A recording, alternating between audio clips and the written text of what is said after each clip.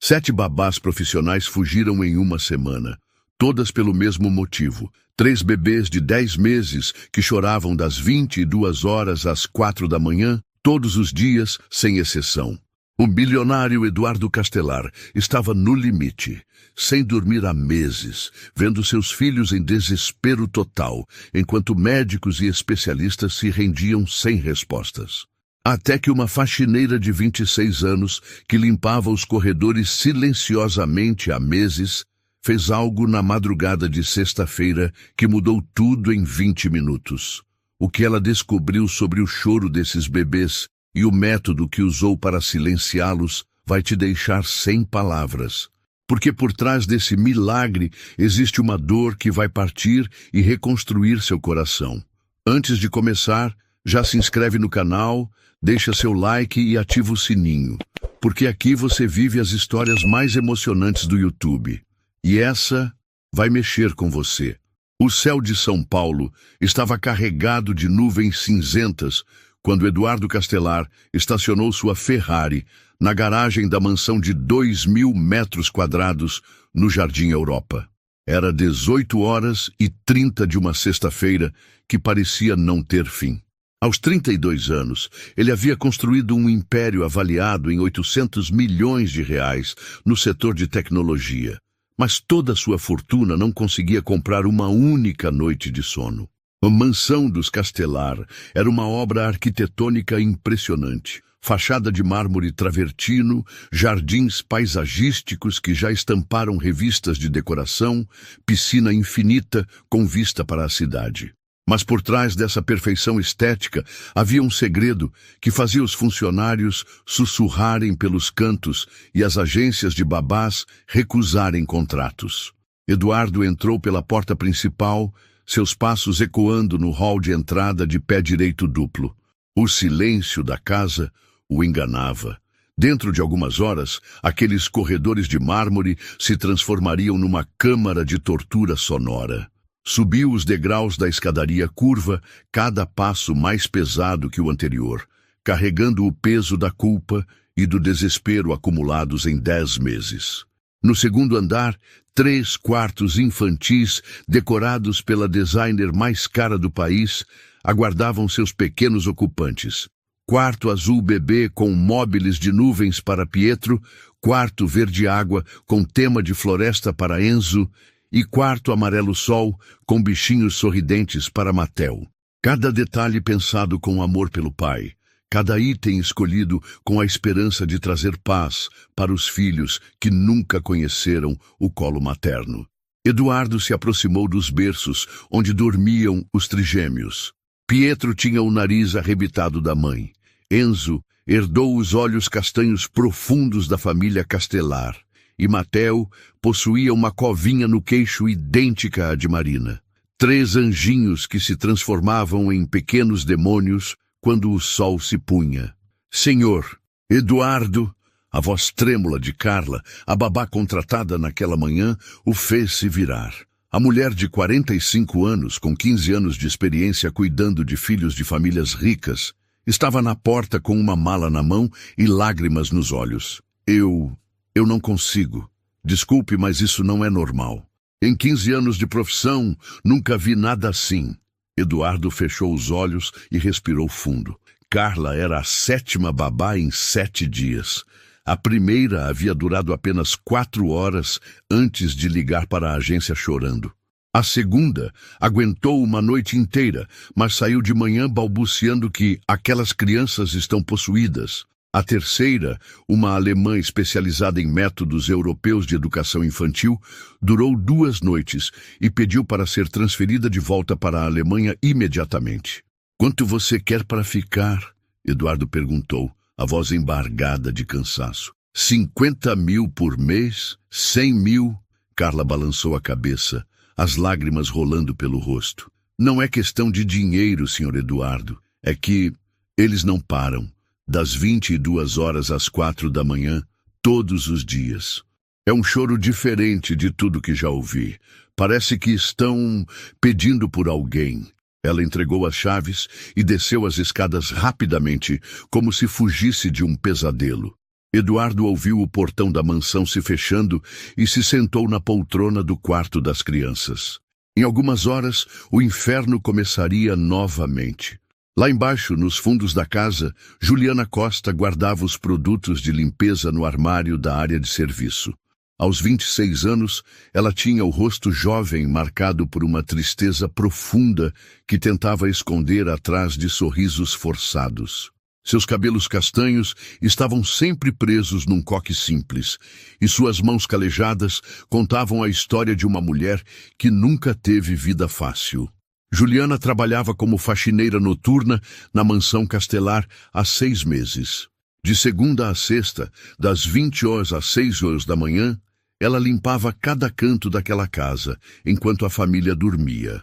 Ou pelo menos era assim que deveria ser, porque todas as noites, sem exceção, ela era obrigada a ouvir a trilha sonora de uma tragédia familiar que ecoava pelos corredores. Ela conhecia cada fase do ritual. Às 22 horas em ponto, começava com Pietro, um choramingo baixo que rapidamente se transformava em choro desesperado. 15 minutos depois, Enzo se juntava ao coro, seu choro mais agudo misturando-se ao do irmão. E então, como se fosse um maestro regendo uma orquestra macabra, Mateo completava a sinfonia com um choro que parecia vir das profundezas da alma. Para Juliana, aquele som era uma tortura familiar. Cada lágrima dos bebês ecoava as lágrimas que ela havia derramado 2 anos antes, quando perdeu seu próprio filho. Miguel teria 2 anos e 8 meses agora. Estaria começando a falar frases completas, a correr pelo apartamento pequeno onde moravam no Capão Redondo. Mas Miguel estava enterrado no cemitério da Vila Formosa, vítima de uma pneumonia que poderia ter sido curada se os médicos do posto de saúde tivessem feito o diagnóstico correto. "É só uma gripe, mãe", disseram quando ela levou o filho pela 3ª vez em 1 semana. "Dê paracetamol e ele vai melhorar." Quando finalmente descobriram que era pneumonia, Miguel já estava com os pulmões encharcados. Passou 3 dias na UTI pediátrica antes de partir, deixando Juliana com um vazio no peito que parecia nunca mais se fechar. O relógio marcava 21h45 quando Juliana terminou de organizar a cozinha gourmet da mansão. Ela sabia que em 15 minutos o show de horror começaria. Subiu para limpar os banheiros do andar superior, tentando se preparar mentalmente para mais uma noite, ouvindo o desespero de 3 crianças que ela não podia ajudar. Eduardo estava no escritório, tentando trabalhar nos relatórios da empresa, quando o primeiro choro ecoou pela casa. Pietro havia acordado e, como todas as noites, começou a chorar como se sua vida dependesse disso. Eduardo largou os papéis e correu para o quarto das crianças. "Oi, meu príncipe", sussurrou, pegando Pietro no colo. O bebê se contorcia, as lágrimas rolando pelo rostinho vermelho. Eduardo tentou dar mamadeira, trocar a fralda, fazer cócegas, cantarolar. Nada funcionava. Enzo acordou com o barulho do irmão e também começou a chorar. Depois foi Mateo. Eduardo se sentiu perdido no meio do quarto, com um bebê no colo e outros 2 chorando nos berços. Suas mãos tremiam de cansaço e frustração. Havia lido todos os livros sobre bebês, consultado os melhores pediatras do país, contratado especialistas em sono infantil. Ninguém tinha respostas. "O que vocês querem?", perguntou em voz alta, as próprias lágrimas começando a rolar. "Papai não sabe mais o que fazer." Lá embaixo, Juliana parou de limpar o espelho do banheiro social. Ela nunca havia ouvido Eduardo chorar antes. O som de um pai desesperado misturado ao choro dos bebês criou uma sinfonia de dor que ela não conseguiu mais ignorar. Por 6 meses, ela havia respeitado os limites, mantido-se na função de faxineira, fingido que não ouvia o desespero que tomava conta da casa todas as noites. Mas naquele momento, algo dentro dela se quebrou. Talvez fosse o instinto maternal que nunca havia morrido completamente, ou talvez fosse o reconhecimento de uma dor familiar na voz de Eduardo. Juliana subiu as escadas silenciosamente, seus tênis de sola de borracha não fazendo barulho no mármore. Chegou à porta do quarto das crianças e viu a cena. Eduardo sentado no chão, entre os 3 berços, chorando junto com os filhos. Era 23h15. O choro já durava mais de 1 hora e só estava ficando mais intenso. Juliana ficou parada na porta por vários minutos, observando a cena devastadora. Eduardo havia desistido de tentar acalmar os bebês e estava sentado no chão, a cabeça entre as mãos, soluçando baixinho. Pietro, Enzo e Matteo choravam com uma intensidade que parecia impossível para criaturas tão pequenas. Desculpe, Marina. Eduardo sussurrou para o nada, sua voz quase inaudível entre os choros. Eu não sei cuidar deles. Não sei ser mãe e pai ao mesmo tempo. Eles precisam de você, e eu não sei como dar o que você daria. Essas palavras atingiram Juliana como um soco no estômago. Ela reconheceu na voz de Eduardo a mesma culpa que a atormentava desde a morte de Miguel. A culpa de não ter sido suficiente, de não ter sabido proteger, de ter falhado como mãe. Sem pensar nas consequências, Juliana entrou no quarto. Eduardo levantou a cabeça, surpreso e constrangido por ter sido visto em seu momento mais vulnerável. Desculpe, eu só... Ele tentou se explicar, enxugando as lágrimas. Não precisa se desculpar, Juliana disse suavemente, se aproximando dos berços. Posso tentar? Eduardo assentiu, sem forças para questionar. Qualquer pessoa que quisesse tentar era bem-vinda naquele momento. Juliana se aproximou primeiro do berço de Pietro. O bebê estava vermelho de tanto chorar, os punhos cerrados, o corpinho tenso. Ela estendeu a mão e tocou delicadamente o peito dele, sentindo os batimentos acelerados do coraçãozinho. Oi, pequenininho, murmurou, sua voz mais suave que uma brisa. Eu sei que você está com medo. Eu sei que está procurando por alguém que não está mais aqui. Pietro diminuiu o choro ligeiramente, como se estivesse ouvindo algo familiar. Juliana começou a cantar baixinho, uma melodia que inventara para Miguel e que guardara no coração por 2 anos. Dorme, meu anjo. Mamãe está aqui. Suas lágrimas eu vou secar. No meu peito você pode dormir. Meu coração vai te embalar. A voz de Juliana ecoou pelo quarto com uma doçura que Eduardo nunca havia ouvido antes. Havia algo naquela melodia que parecia vir de um lugar muito profundo, carregada de amor e dor em igual medida. Pietro parou de chorar completamente e olhou para Juliana com curiosidade. Enzo diminuiu o choro, virando a cabecinha na direção da voz.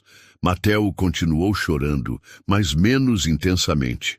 Juliana continuou cantando enquanto se movia pelos berços, tocando delicadamente cada bebê, deixando que sentissem sua presença.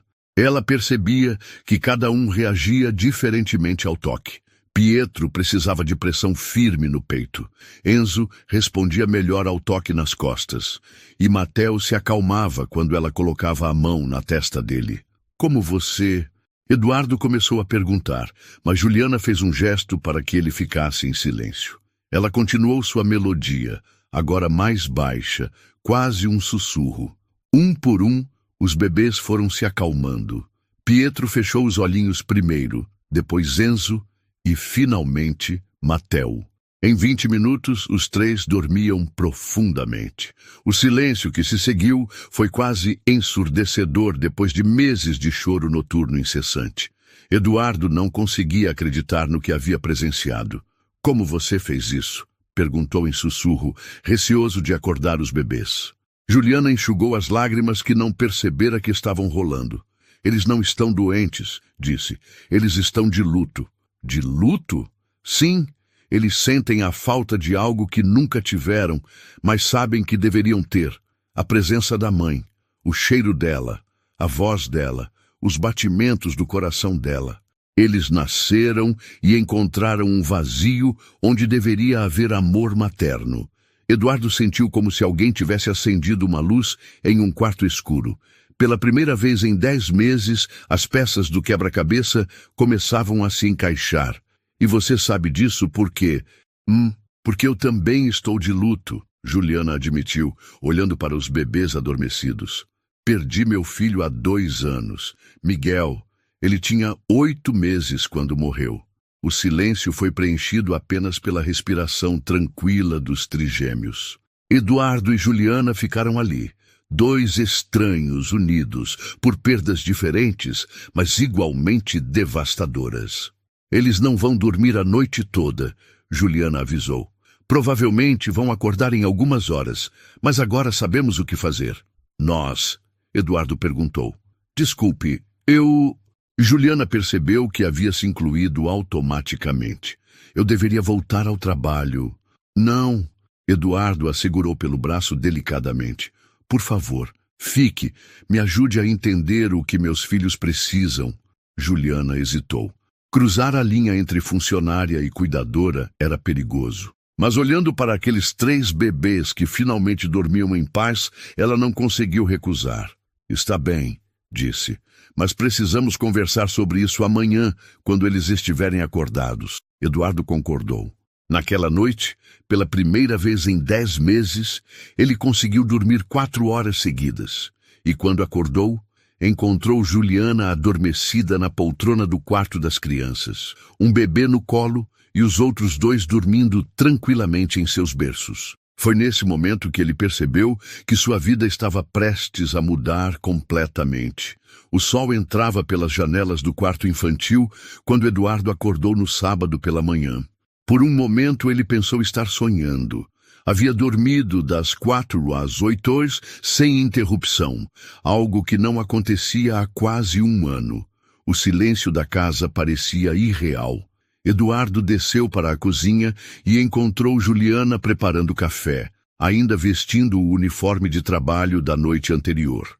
Ela havia trocado Pietro, dado mamadeira para os 3 bebês e os colocado para brincar no tapete da sala.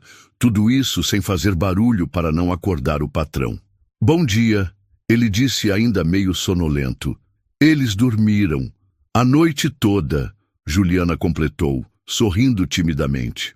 Acordaram uma vez só, às 2, mas voltaram a dormir em 15 minutos. Eduardo se serviu de café e observou os trigêmeos brincando no chão da sala. Havia algo diferente neles. Pareciam mais calmos, mais conectados com o ambiente. Pietro balbuciava sons alegres. Enzo ria de um brinquedo colorido e Mateo observava tudo com curiosidade tranquila. Juliana, Eduardo começou, escolhendo as palavras cuidadosamente. O que você fez ontem? Preciso que você saiba que pode mudar tudo na vida dos meus filhos.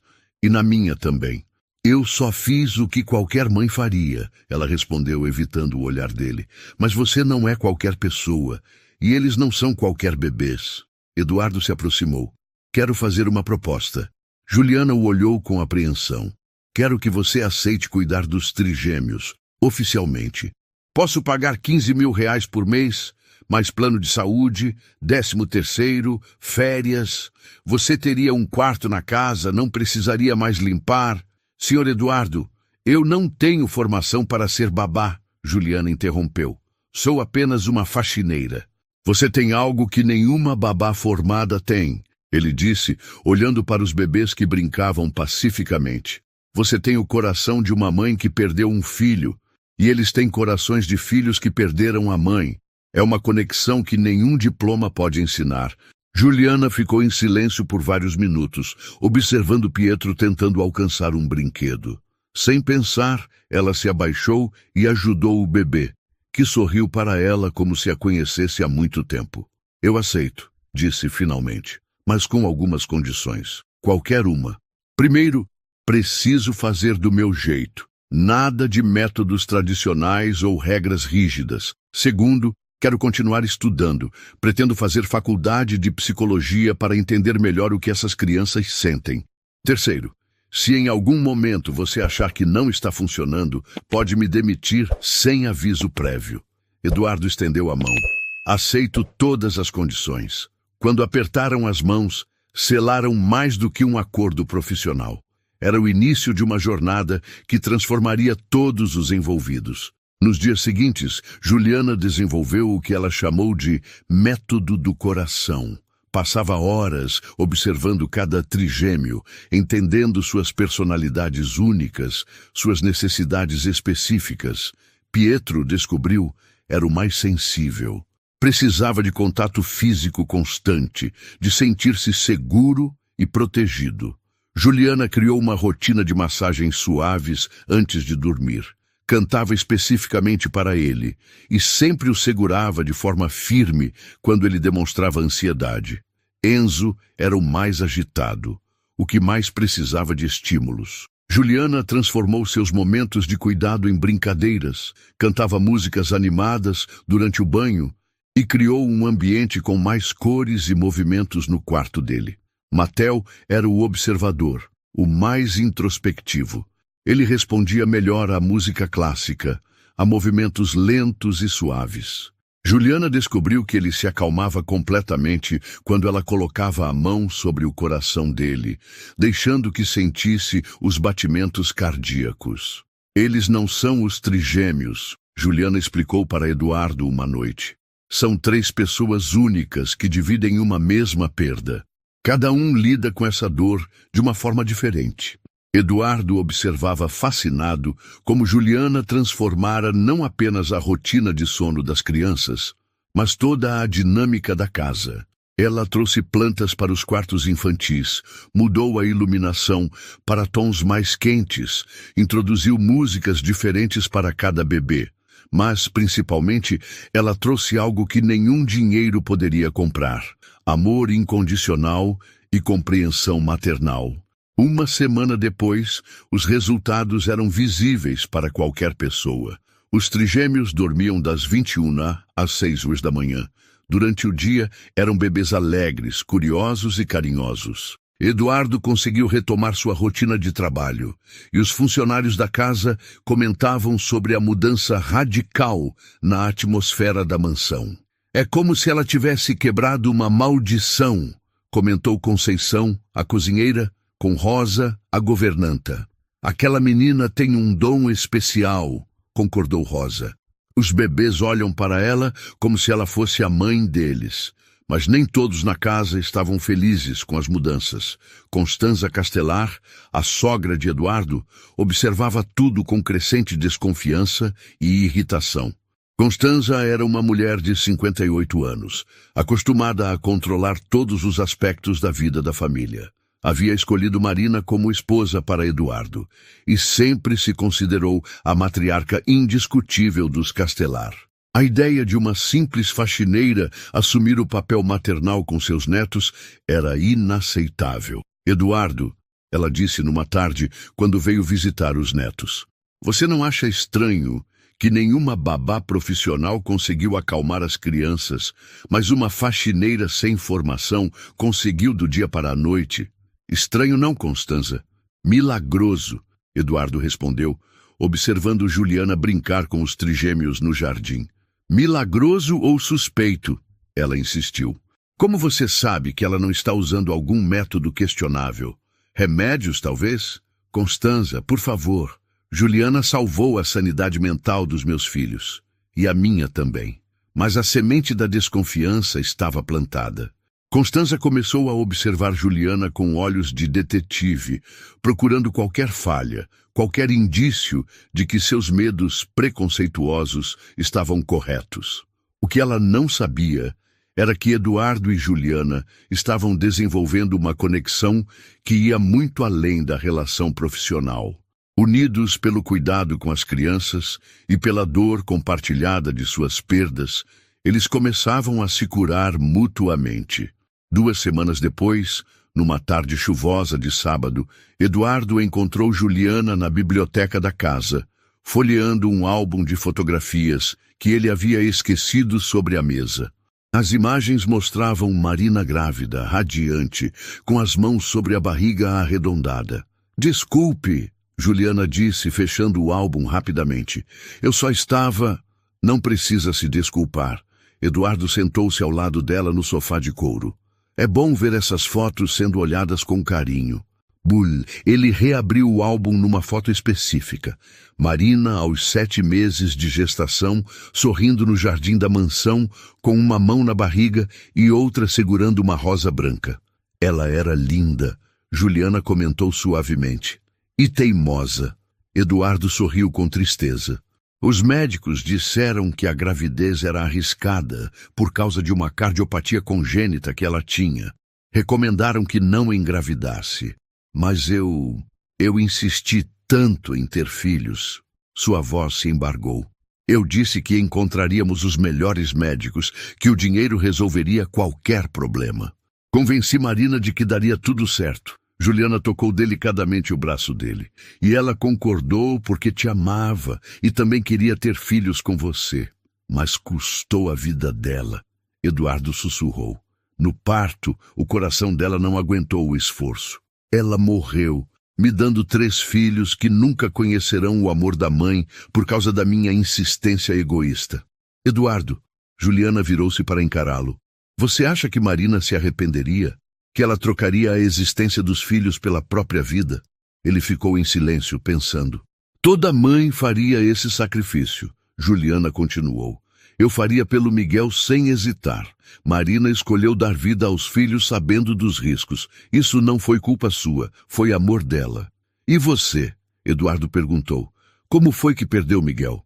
Juliana respirou fundo. Era a primeira vez que alguém perguntava sobre seu filho com real interesse em ouvir a resposta completa. Miguel era um bebê saudável, alegre, cheio de vida. Começou, os olhos brilhando com lágrimas contidas. Aos 8 meses, começou com uma tosse. Levei no posto de saúde 3 vezes em uma semana. Sempre o mesmo diagnóstico, virose, gripe comum. Ela parou para enxugar uma lágrima que rolou. Na 4ª vez que levei, ele estava com febre alta e dificuldade para respirar. Mas a médica disse que eu era uma mãe neurótica, que estava inventando sintomas. Dê dipirona e pare de superproteger a criança. Foram as palavras exatas dela. Eduardo sentiu um aperto no peito ao ver a dor no rosto de Juliana. Naquela noite, Miguel passou mal, muito mal. Levei ele direto para o hospital particular, mesmo sabendo que não tinha dinheiro para pagar. Foi quando descobriram pneumonia dupla. Os pulmões estavam encharcados. As lágrimas rolavam livremente agora. 3 dias na UTI. 3 dias vendo meu menino lutando para respirar, cheio de tubos, enquanto eu implorava para Deus não levá-lo. No 3º dia, o coraçãozinho dele não aguentou. Eduardo a abraçou instintivamente, sentindo a dor dela como se fosse sua própria. Depois disso, Juliana continuou, a voz abafada no ombro dele. Processei o posto de saúde, a médica, todo mundo. Gastei todas as minhas economias com advogados, perícias, processos que duraram 2 anos. Perdi tudo, o dinheiro, o apartamento, a esperança. No final, ninguém foi responsabilizado. Erro médico não comprovado. Disseram. Juliana, eu sinto muito. Sabe o que é mais doloroso? Ela se afastou para olhá-lo nos olhos. Não é nem a morte dele. É saber que ela poderia ter sido evitada. Se alguém tivesse me ouvido, se alguém tivesse olhado para Miguel como uma criança, não como apenas mais um número na fila do posto. Por isso você entende tão bem os meus filhos. Eduardo percebeu. Você reconhece a dor deles. Reconheço porque é a mesma dor que eu sinto. A dor de quem perdeu alguém essencial. A diferença é que eles nunca tiveram o que perderam, e eu tive por 8 meses maravilhosos. Ficaram em silêncio por vários minutos. O som da chuva na janela, criando uma trilha sonora melancólica para suas confissões. Juliana, Eduardo disse finalmente, você não está apenas cuidando dos meus filhos, você está curando os corações deles, e o meu também. E vocês estão curando o meu, ela admitiu. Cuidar do Pietro, do Enzo e do Matteo está me dando uma razão para viver que eu achei que nunca mais teria. Naquele momento, Pietro começou a chorar no berço. Não o choro desesperado de antes, mas um chorinho normal de bebê que acordou da soneca. Juliana se levantou para atendê-lo, mas Eduardo a segurou pela mão.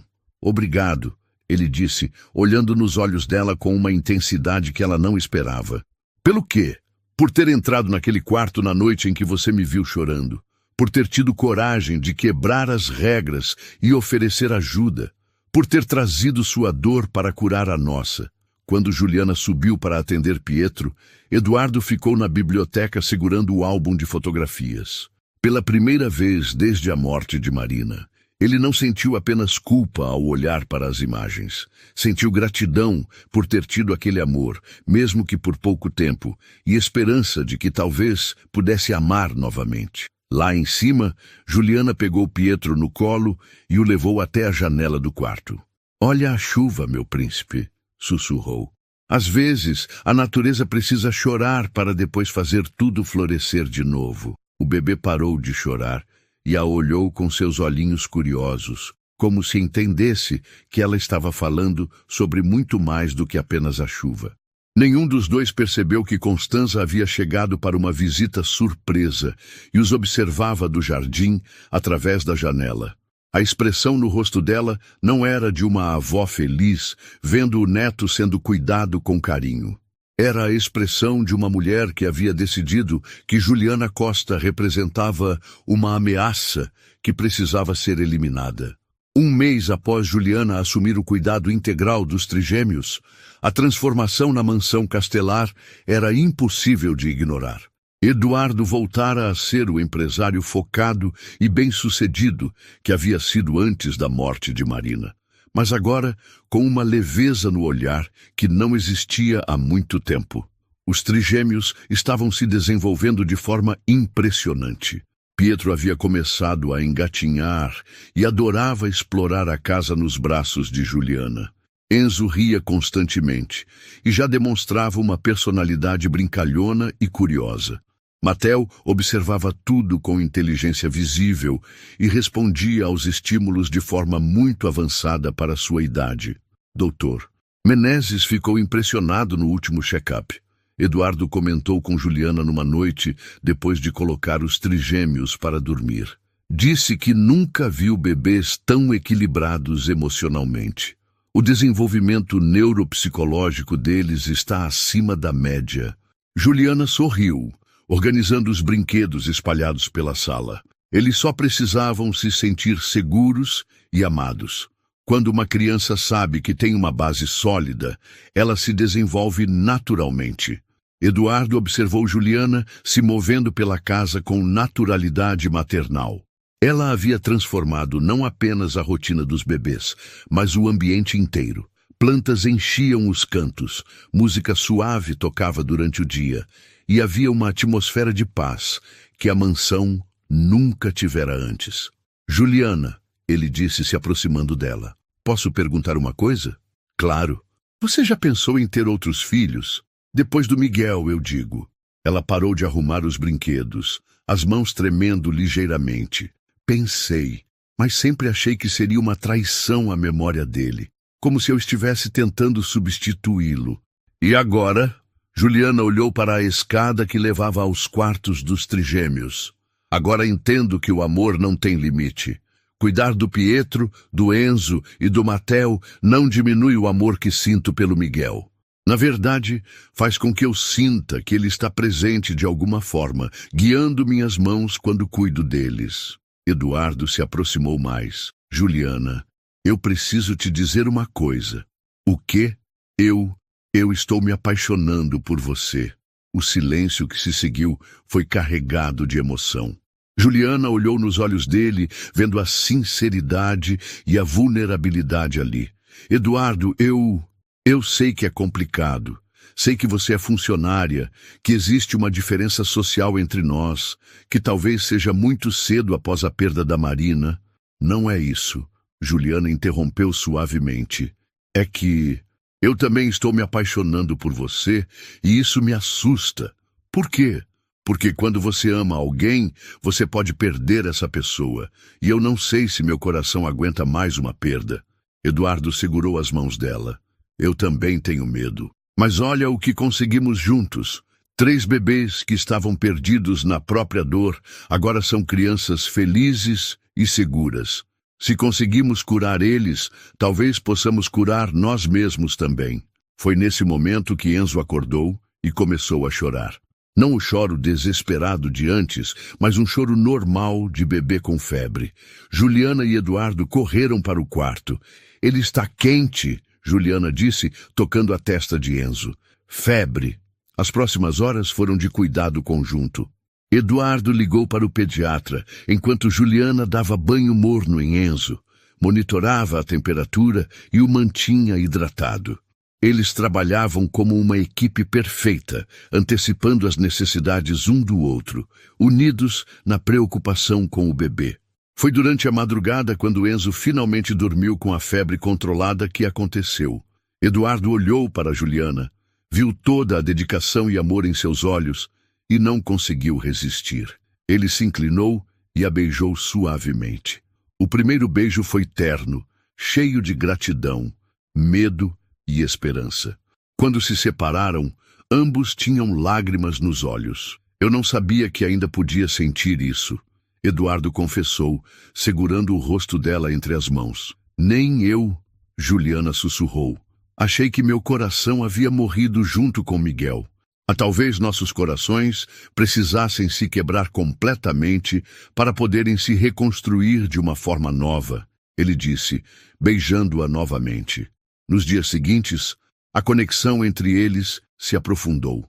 Não era apenas paixão física, mas uma união de almas que haviam encontrado cura mútua. Eduardo descobria em Juliana uma força e sabedoria que admirava profundamente, enquanto ela encontrava nele um homem capaz de amar sem reservas, apesar das cicatrizes. Os trigêmeos pareciam sentir a mudança na energia da casa. Sorriam mais, dormiam mais tranquilos e demonstravam uma alegria contagiante que encantava todos os funcionários da mansão. Mas nem todos estavam felizes com essas mudanças. Constanza Castelar observava tudo com crescente indignação. Em suas visitas à mansão, ela via como Eduardo olhava para Juliana, como os netos respondiam mais à faxineira do que à própria avó, como a dinâmica familiar havia mudado completamente. Isso é inaceitável, murmurava para sua melhor amiga, Helena Marques, durante um almoço no clube. Uma empregada doméstica conquistando meu filho e meus netos. Ela claramente tem segundas intenções. Mas se as crianças estão bem cuidadas, Helena tentou argumentar. Bem cuidadas ou manipuladas? Constanza retrucou. Nenhuma pessoa normal consegue acalmar 3 bebês do dia para a noite sem usar algum truque. Ela deve estar dando remédios para eles, alguma coisa para mantê-los sonolentos e dóceis. Constanza, você tem certeza disso? Tenho certeza de que preciso descobrir a verdade sobre essa mulher. Meus netos não podem crescer sob influência de alguém que pode estar enganando toda a família. Constanza saiu do clube determinada. Se Eduardo não enxergava o perigo, ela tomaria as providências necessárias. Contrataria um detetive particular, investigaria o passado de Juliana, encontraria alguma forma de provar suas suspeitas. O que ela não sabia era que suas suspeitas eram baseadas puramente em preconceito e ciúme. Juliana realmente tinha um passado doloroso. A morte do filho, os processos perdidos, a perda de todas as economias. Mas esses fatos, nas mãos de alguém mal intencionada como Constanza, poderiam ser distorcidos para parecer algo muito diferente da verdade. Enquanto isso, na mansão, Eduardo e Juliana viviam os primeiros momentos de um amor que estava curando feridas profundas em ambos. Eles não faziam ideia da tempestade que se aproximava, orquestrada por uma sogra que não conseguia aceitar que a felicidade da família não dependia mais do seu controle. A tranquilidade que haviam encontrado estava prestes a ser testada de uma forma que nenhum dos dois imaginava possível. 2 semanas depois, Eduardo precisou viajar para Brasília para uma série de reuniões importantes que durariam 3 dias. Era a primeira vez que se afastaria dos trigêmeos desde que Juliana assumira os cuidados, e ele estava apreensivo. Você tem certeza de que vai ficar tudo bem? Perguntou pela 10ª vez, abraçando Juliana na despedida. Eduardo, vai ficar tudo perfeito. Ela riu, segurando Mateo no colo, enquanto Pietro e Enzo brincavam no chão da sala. São apenas 3 dias. Além disso, Conceição e Rosa estão aqui, se eu precisar de alguma coisa. E se acontecer alguma emergência médica?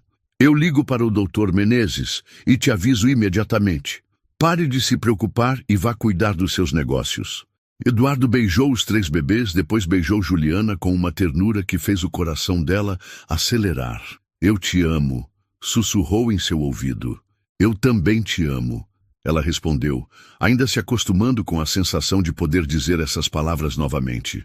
Constanza observava tudo da janela de seu carro estacionado em frente à mansão.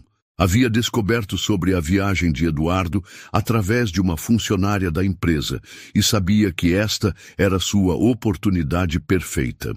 Durante as 2 semanas anteriores, ela havia contratado uma investigadora particular chamada Sandra Reis, uma ex-policial civil conhecida por métodos questionáveis, mas resultados eficazes. Sandra havia entregado um relatório detalhado sobre Juliana, incluindo fotos, documentos e uma cronologia completa de sua vida.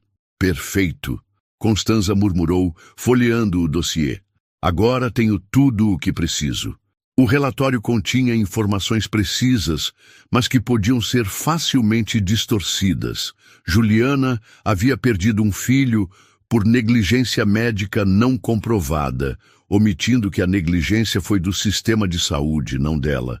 Havia perdido todo o seu dinheiro em processos judiciais questionáveis, sem mencionar que eram processos legítimos contra erro médico, e trabalhava apenas em empregos noturnos, evitando contato social, ignorando que era uma forma de lidar com o luto. Constanza esperou até o anoitecer para executar seu plano.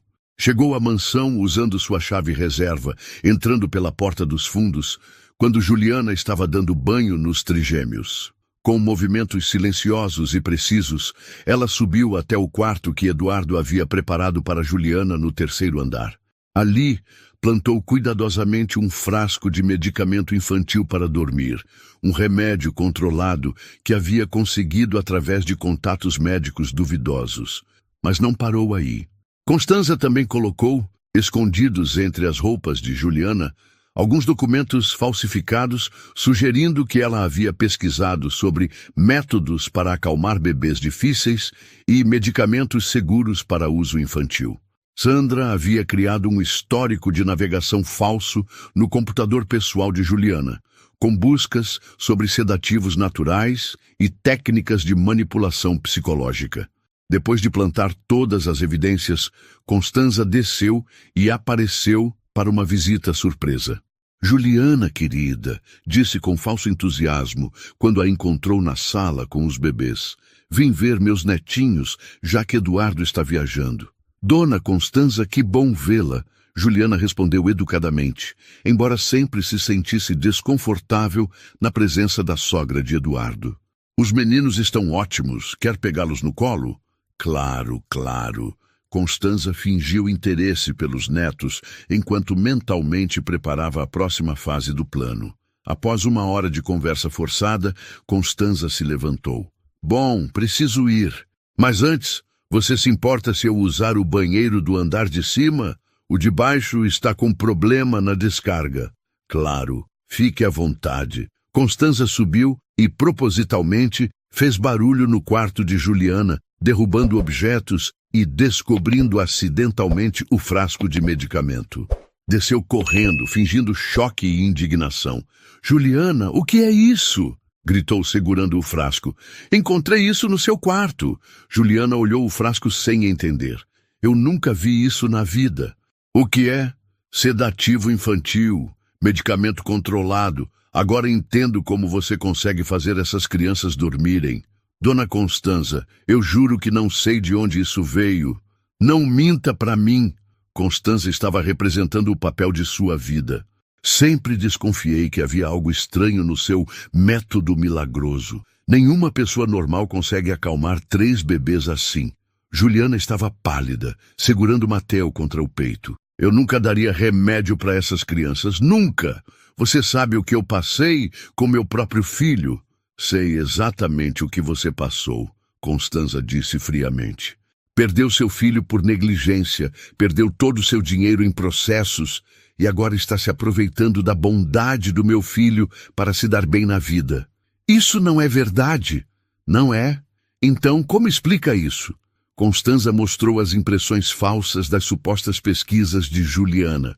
Pesquisas sobre como drogar crianças, como manipular famílias ricas, como se aproveitar de homens viúvos vulneráveis. Juliana olhou os documentos com horror. Isso é mentira. Eu nunca pesquisei essas coisas. Alguém está armando contra mim. Quem armaria, Juliana? Quem mais tem acesso ao seu computador, ao seu quarto, à sua vida? Nesse momento, os trigêmeos começaram a chorar, sentindo a tensão no ambiente. Juliana tentou acalmá-los, mas suas mãos tremiam de nervosismo e indignação. Viu só? Constanza continuou sua farsa. Eles estão chorando porque estão em abstinência do remédio. Você viciou essas pobres crianças. Eles estão chorando porque sentem que algo está errado. Juliana gritou, as lágrimas rolando pelo rosto. Eles me conhecem, sabem quando estou perturbada. Constanza fotografou tudo com o celular. Juliana chorando, as crianças agitadas, o frasco de medicamento, os documentos falsos. Tinha todo o material que precisava para destruir a reputação da jovem. Eduardo vai saber de tudo assim que voltar, ameaçou. E vou garantir que você nunca mais se aproxime dessas crianças inocentes. Juliana passou a noite mais difícil de sua vida desde a morte de Miguel. Os trigêmeos, sensíveis à sua angústia, dormiram mal e acordaram várias vezes. Ela tentou ligar para Eduardo, mas ele estava em reuniões importantes e ela não quis perturbá-lo com uma história que soaria absurda por telefone. Quando Eduardo finalmente ligou na manhã seguinte, Constanza já havia enviado todas as evidências por e-mail, acompanhadas de uma narrativa convincente sobre como havia descoberto a terrível verdade sobre a faxineira que enganou toda a família.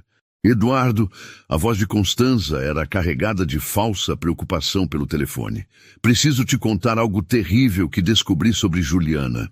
Eduardo chegou da viagem na tarde de quinta-feira com o coração pesado e a mente confusa.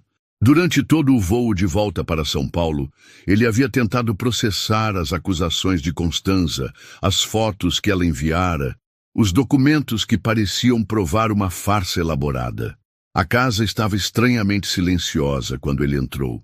Encontrou Juliana na sala de estar, com os trigêmeos brincando no tapete ao redor dela, mas havia algo diferente no ambiente. Uma tensão palpável, uma tristeza que ele não conseguia identificar. Juliana, disse, sua voz mais fria do que pretendia. Ela levantou os olhos e Eduardo viu que estavam vermelhos de tanto chorar. Eduardo, graças a Deus você voltou. Preciso te explicar. Explicar o que exatamente?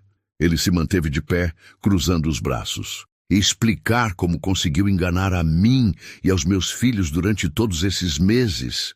O coração de Juliana se despedaçou. Você acredita nas acusações dela, não é? Acredito em evidências, Juliana. E as evidências são bastante claras. Eduardo tirou o celular do bolso e mostrou as fotos que Constanza havia enviado. O frasco de medicamento, os documentos falsificados, as supostas pesquisas na internet. Isso não sou eu, Juliana disse desesperadamente. Eduardo, você me conhece, sabe da minha história com Miguel. Como pode pensar que eu faria mal a essas crianças? Eu achei que te conhecia, Eduardo respondeu friamente. Mas ao que parece, você é muito boa em representar. Juliana se levantou, pegando Mateo no colo instintivamente quando o bebê começou a choramingar sentindo a tensão. Eduardo, por favor, me escute. Sua sogra armou isso tudo. Ela plantou essas coisas no meu quarto, forjou esses documentos. E por que ela faria isso? Porque ela nunca me aceitou. Porque não suporta a ideia de uma faxineira cuidando dos netos dela, de ter conquistado o afeto deles. E o seu? Eduardo balançou a cabeça.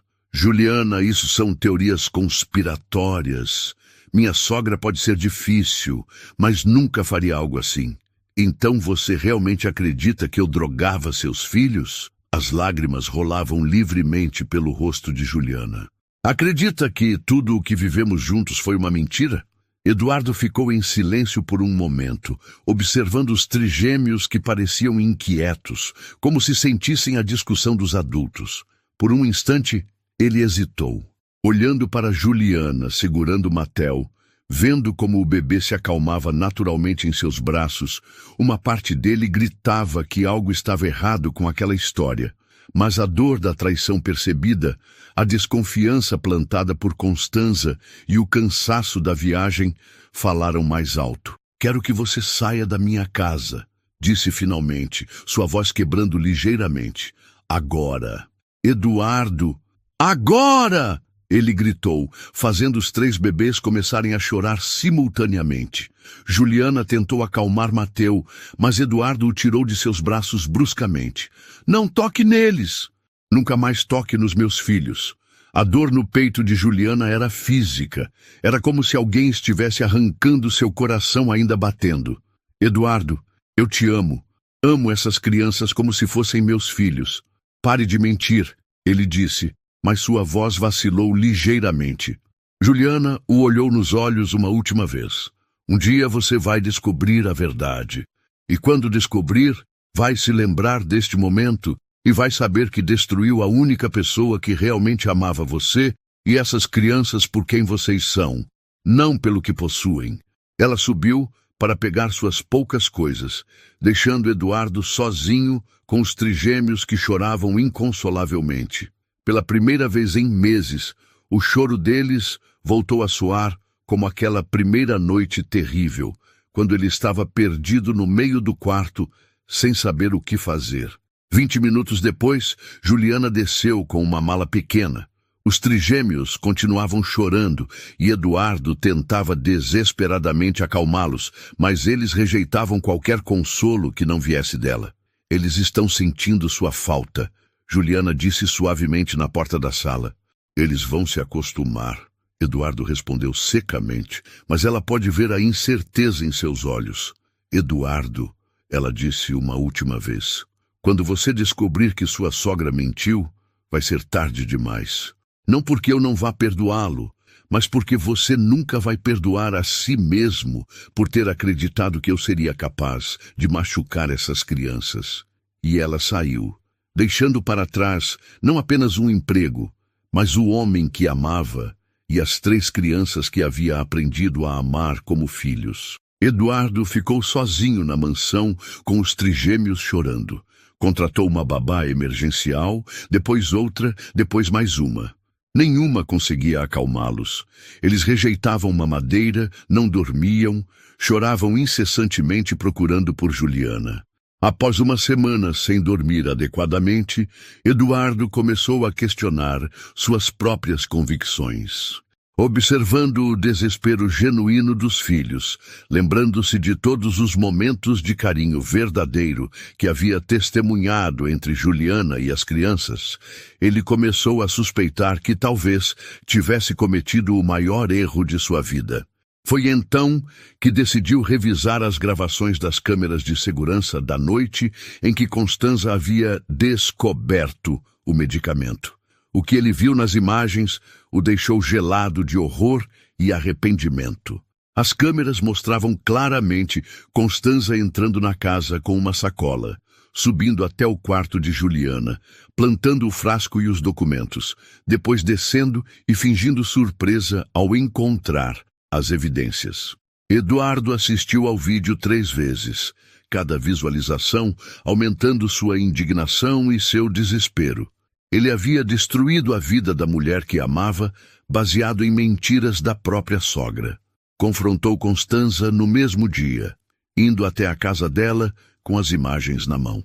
Como você pôde fazer isso? Perguntou, jogando o tablet com o vídeo na mesa da sala dela.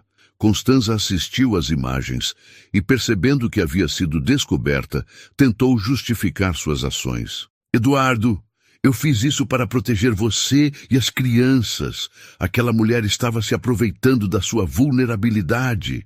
Aproveitando? Ela trouxe paz para os meus filhos. Ela me ensinou a ser pai. Ela me fez voltar a acreditar no amor. Ela é uma faxineira, Eduardo. Uma mulher sem educação, sem família, sem posição social. Não serve para você. E você, Eduardo disse com uma frieza que assustou a própria sogra, não serve para ser avó dos meus filhos. Nunca mais quero ver você perto da minha família. Eduardo saiu da casa de Constanza desesperado para encontrar Juliana e se redimir. Mas ela havia desaparecido. Deixara o apartamento que dividia com uma amiga, não atendia o telefone, não respondia mensagens. Era como se tivesse se evaporado de São Paulo. Durante 3 semanas, Eduardo contratou detetives, investigou hospitais, postos de saúde, ONGs, qualquer lugar onde Juliana pudesse estar trabalhando. Os trigêmeos continuavam inconsoláveis, recusando-se a aceitar qualquer cuidadora que não fosse ela. Foi Rosa, a governanta, quem finalmente deu a pista que Eduardo precisava. Senhor Eduardo, ela disse timidamente uma manhã, uma amiga minha trabalha num orfanato na Vila Madalena. Ela disse que tem uma moça nova lá, que cuida dos bebês órfãos. A descrição parece com a Juliana. Eduardo não perdeu tempo. Colocou os 3 trigêmeos no carro e foi direto para o orfanato Lar Santa Teresa, uma instituição pequena que cuidava de crianças abandonadas de 0 a 3 anos. Quando chegou lá, viu Juliana através da janela da sala de atividades. Ela estava sentada no chão, cercada por 6 bebês, cantando a mesma canção de ninar que costumava cantar para seus filhos. Suas mãos acariciavam os cabelos de uma menina de poucos meses, enquanto ela balançava suavemente um menino que devia ter a idade dos trigêmeos. Eduardo entrou com Pietro, Enzo e Matteo, todos chorando há horas. No momento em que Juliana os viu, seus olhos se encheram de lágrimas. Os trigêmeos pararam de chorar instantaneamente. Pietro esticou os bracinhos na direção dela. Enzo fez sons de alegria que não fazia há semanas. E Matteo sorriu pela primeira vez desde que ela havia saído da mansão. Juliana, Eduardo disse, a voz quebrada pela emoção. Por favor, me perdoe. Ela se levantou devagar, limpando as lágrimas. Eduardo, eu descobri tudo. As câmeras gravaram Constanza plantando as evidências, forjando os documentos. Eu fui o maior idiota do mundo. Juliana pegou Matteo no colo e o bebê imediatamente se acalmou, aconchegando-se nela como se nunca tivessem se separado. Pietro e Enzo agarraram suas pernas, balbuciando sons de alegria. Eles não conseguem viver sem você, Eduardo continuou. E eu também não consigo. Juliana, eu te amo. Amo você por quem você é, pela mulher incrível que é, pela mãe extraordinária que é para meus filhos. Eduardo, você me machucou muito, ela disse, sua voz embargada. Você acreditou que eu seria capaz de fazer mal a essas crianças. Como posso confiar em você de novo? Eduardo ajoelhou-se ali mesmo, no meio do orfanato, na frente dos bebês que cuidava e das funcionárias que observavam a cena. Porque você sabe que este é o lugar deles, disse, ecoando as palavras que ela havia usado com ele meses antes. E você sabe que é aqui que seu coração pertence também. Você não apenas acalmou meus filhos, Juliana. Você me ensinou a amar de novo. Me ensinou que a família não é feita apenas de sangue, mas de amor verdadeiro. Os trigêmeos pareciam entender a gravidade do momento. Enzo tocou o rosto de Juliana com sua mãozinha, Pietro balbuciou algo que soou como mama, e Matteo se aninhou ainda mais em seus braços. Eles precisam de você, Eduardo sussurrou. E eu preciso de você, não só como cuidadora dos meus filhos, mas como minha companheira, minha igual, o amor da minha vida. Juliana olhou para os 3 bebês, depois para Eduardo, e sentiu seu coração se curar definitivamente. Eu também amo vocês, admitiu. Vocês me deram uma família de novo. Eduardo se levantou e a beijou suavemente, enquanto os trigêmeos riram e balbuciaram ao redor deles, como se estivessem celebrando a reunião da família. Nunca mais vou duvidar de você, Eduardo prometeu. Nunca mais vou deixar ninguém destruir o que temos. 2 anos depois, a mansão dos Castelar ecoava com sons que Eduardo jamais imaginou ouvir. Risos de crianças correndo pelos corredores, conversas animadas durante o café da manhã, o barulho feliz de uma família unida e próspera. Eduardo e Juliana haviam se casado numa cerimônia íntima no jardim da casa, com os trigêmeos como pajens. Pietro, Enzo e Matteo, agora com quase 3 anos, chamavam Juliana de mamãe e eram crianças alegres, inteligentes e emocionalmente equilibradas. Constanza, após meses de terapia e várias conversas difíceis, mediadas por um psicólogo familiar, havia pedido desculpas sinceras e aprendido a aceitar Juliana não apenas como nora, mas como a mãe que seus netos escolheram ter. No último dia de verão, a família estava no parque próximo à mansão. Os trigêmeos brincavam na areia, enquanto Eduardo abraçava Juliana por trás, as mãos dele descansando na barriga arredondada dela, onde crescia o bebê que esperavam. Miguel teria adorado ser irmão mais velho de 4, Juliana disse, tocando a barriga com carinho. E agora ele será, Eduardo respondeu, beijando o pescoço dela suavemente. Agora Miguel terá 4 irmãozinhos para proteger do céu, e todos eles terão a mãe mais incrível do mundo aqui na terra. Juliana se virou nos braços dele. Você realmente acredita que ele está nos protegendo? Tenho certeza. Quem mais teria guiado você até aquele quarto na noite em que eu mais precisava? Quem mais teria dado a você a sabedoria para curar o coração dos meus filhos e o meu também?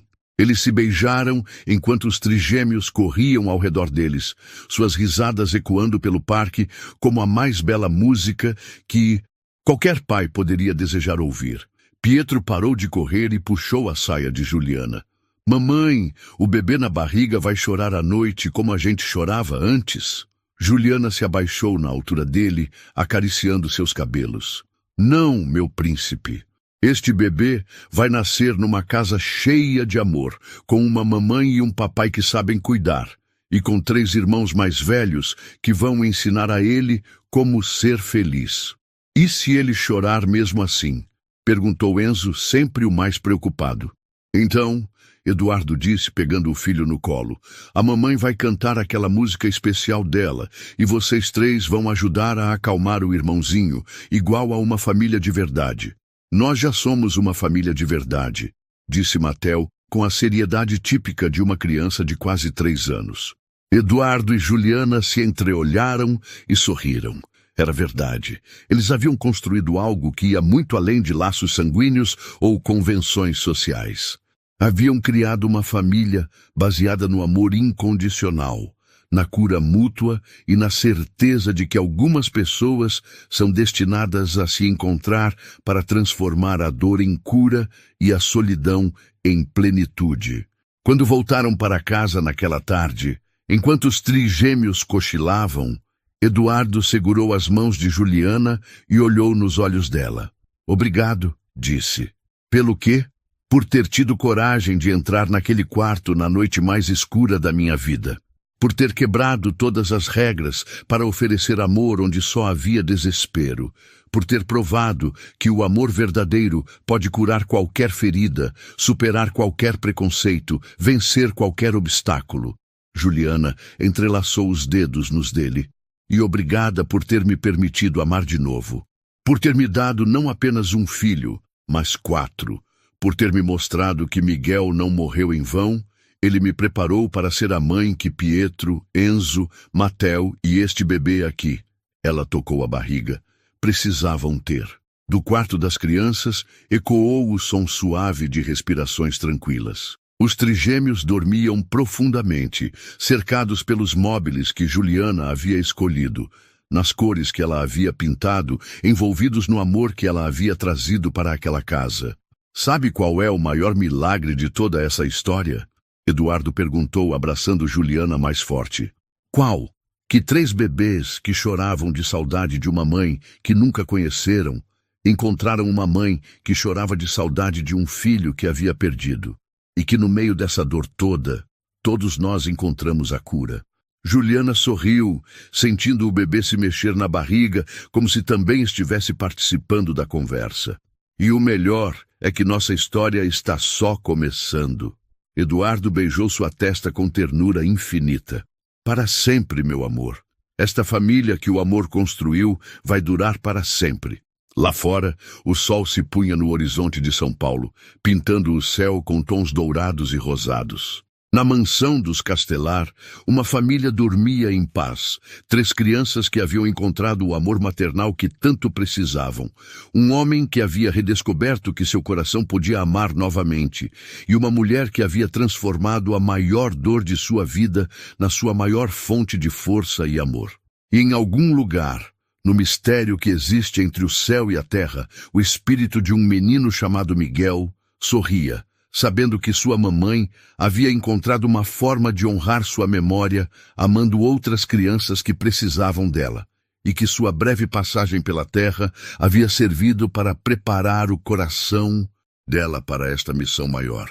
O amor havia vencido. A família que nasceu das cinzas da dor mais profunda se tornara a prova viva de que algumas pessoas são destinadas a se encontrar, não para ter uma vida fácil, mas para transformar juntas a dor em cura, o luto em esperança e a solidão em um lar cheio de risos, abraços e amor incondicional.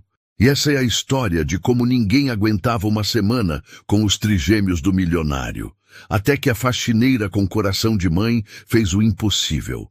Transformou 3 pequenos corações feridos em uma sinfonia de alegria que ecoaria pela eternidade.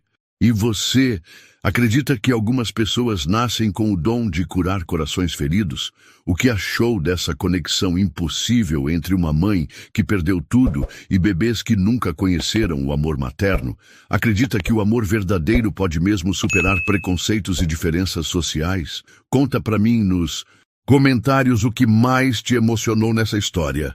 Se essa história tocou seu coração, se inscreve no canal e ativa o sininho para não perder nenhuma das nossas histórias emocionantes que provam que o amor sempre encontra um jeito de vencer. E já deixo aqui do lado um vídeo que vai te emocionar ainda mais.